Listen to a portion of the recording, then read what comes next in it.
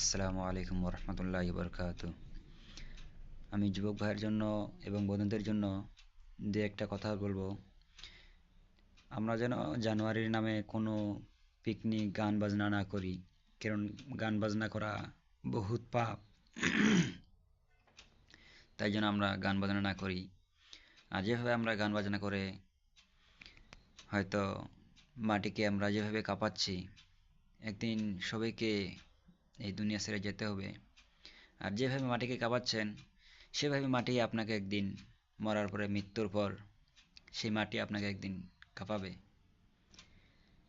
তাই আমরা যেন গুনাহের থেকে বেঁচে থাকি এবং বাবার বয়সের যারা গার্জিয়ান রয়েছেন তারাও যেন সতর্ক হই যে এই যুবক ছেলেগুনা বা এই ভাই বন্ধুদেরকে যেন সকলেই যেন আমরা গুনাহের থেকে হেফাজত করে রাখি।